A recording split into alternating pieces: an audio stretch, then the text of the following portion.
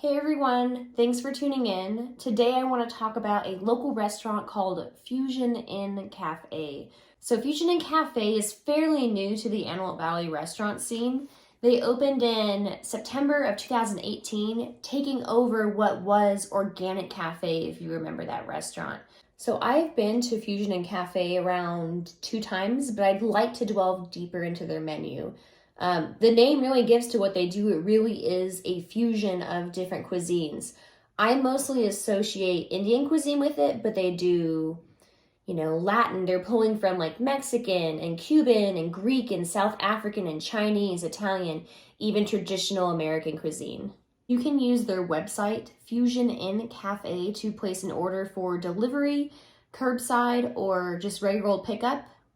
I'm old-fashioned and I just called their number to place an order and then picked it up at the restaurant.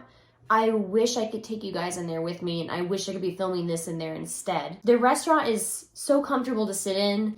They have these nice, navy blue, comfy, tufted chairs. Color palette they use is very warm and welcoming and friendly. The owners are very accommodating and very hospitable, and I hope that we all pull through and I can go there and sit in there again.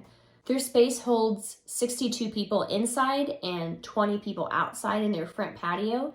So crossing my fingers, we get to a point again where we can at least dine outside and you guys can check it out. All right, let's eat. First, I had to pick up some beer. Thanks, Kurt. Time to pick up the food. You can't miss it. It has red blinking lights in the front. Check it out.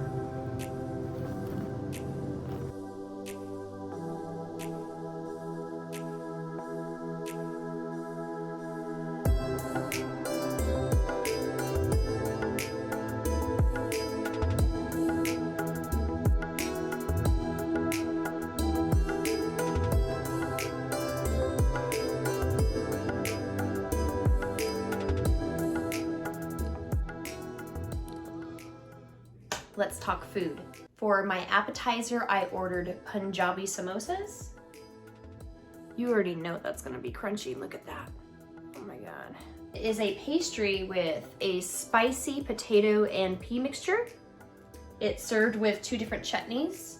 Our green chutney that is very herbaceous, minty, bright, floral, very refreshing. And our tamarind chutney, our red chutney, it's spicy, sweet, tart, a little bit garlicky. Let's do it. It tastes like there might be cilantro in there too, but I could be wrong. Look at that. Let's try our tamarind chutney. So I'm expecting this to be a little bit spicier.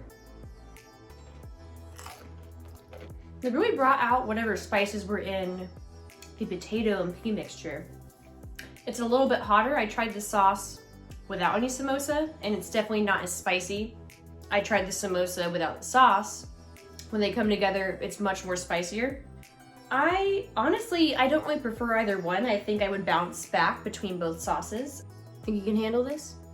Huh? Well, I also ordered this rose milk because I ordered my chicken tikka masala nachos hot. And I figured my samosas might have a little spice, and I couldn't really remember how hot it was last time I had it, so let's see how the rose does against the spice. That's so bright with the green chutney. It completely wipes your palate though of any spice, and you're just left with this creamy floral palate, but it's not too thick. It's not like eating into ice cream. It's very pleasant, and I think it's gonna come in handy when we try our chicken tikka masala nachos. That's good. All right, it's the main event. Chicken tikka masala nachos. So in these we have bell peppers, cheese, tandoori masala, chicken, cilantro, flour chips. I ordered this dish hot. You can do light, medium, or hot, but I figured I'm not afraid. And if it got bad, I have my rose milk to save me. Let's do it. Ooh. Crunchy. Not too hot yet. Yeah, I feel pretty safe and hot. So if you enjoy spicy food and you see yourself reaching for hot salsa when you get Mexican food, I would feel comfortable saying that you would enjoy the hot level of heat. That's delicious.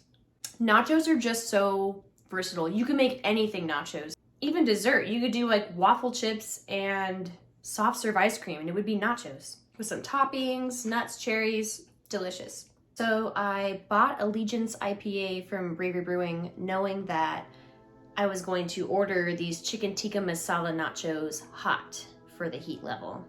And I'm not sure if you've ever tried this, but if you are eating something spicy and you reach over to an IPA to quench your thirst, you're probably gonna be a little bit disappointed.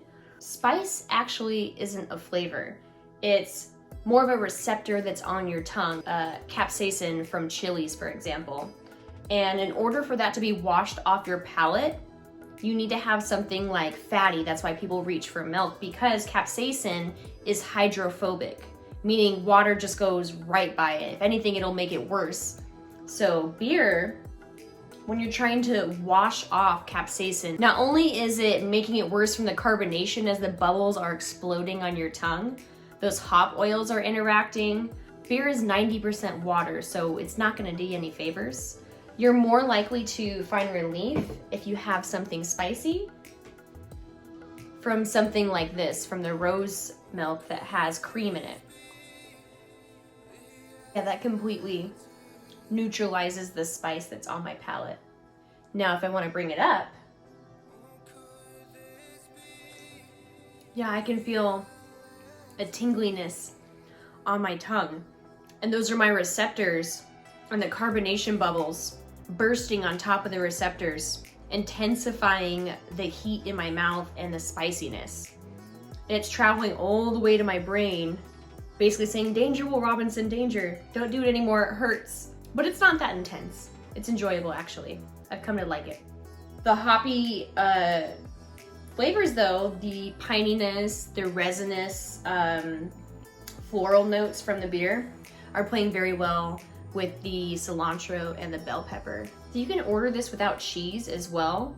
And I'd be willing to try that. I'm just used to nachos with cheese, but it definitely doesn't need it.